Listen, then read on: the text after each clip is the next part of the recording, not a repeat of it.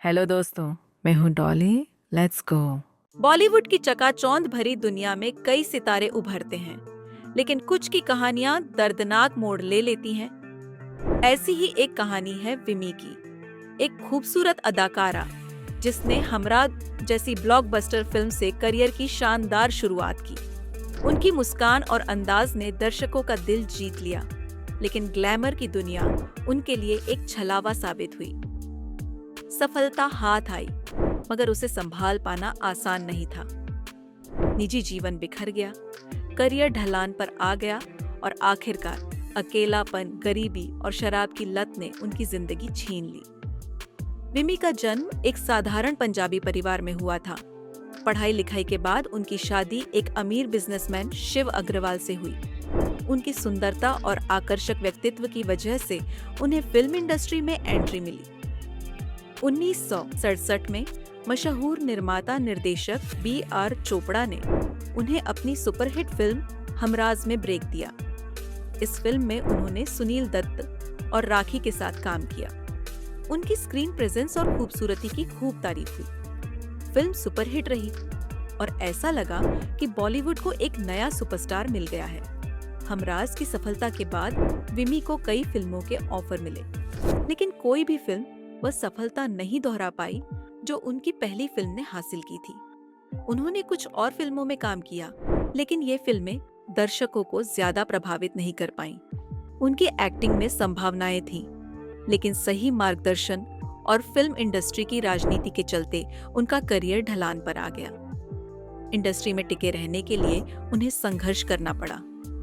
विमी का निजी जीवन भी उनके फिल्मी करियर की तरह ही मुश्किलों से भरा रहा। उनकी शादीशुदा जिंदगी में तनाव बढ़ने लगा।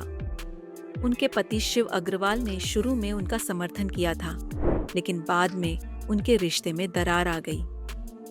उन्होंने अपने पति को छोड़ दिया और बॉलीवुड में अपने दम पर आगे बढ़ने की कोशिश की। उनकी दोस्ती मुंबई के कई बिजनेसमैन और प्रभावशाली लोगों से थी, लेकिन ये रिश्ते भी उनके लिए ज्यादा मददगार साबित नहीं हुए। धीरे धीरे उन्हें फिल्मों में काम मिलना कम हो गया और उनकी आर्थिक स्थिति खराब होती चली गई। एक समय ऐसा आया जब विमी के पास न तो कोई बड़ी फिल्म थी, न कोई ठोस सपोर्ट सिस्टम। बॉलीवुड में एक्ट्रेसेस के लिए यह दौर बेहद कठिन होता है, खासकर जब करियर ग्राफ नीचे जाने लगे। कुछ रिपोर्ट्स के अनुसार आर्थिक तंगी की वजह से उन्हें अपना गुजारा करने के लिए अलग अलग रास्ते अपनाने पड़े।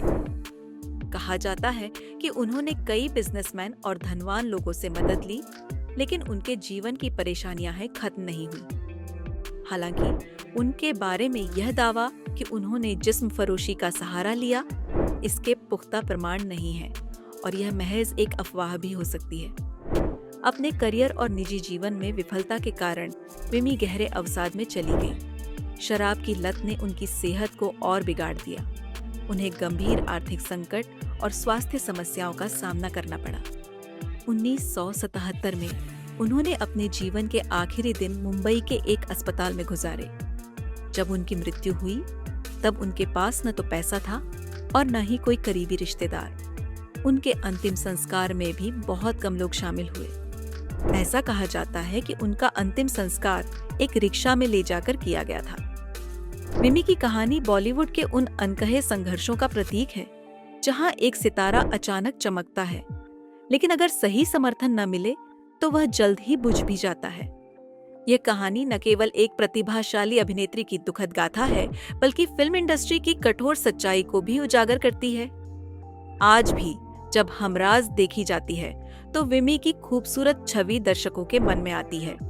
यह अफसोस की बात है कि इतनी टैलेंटेड और खूबसूरत अभिनेत्री को वह पहचान और सफलता नहीं मिली जिसकी वह हकदार थी।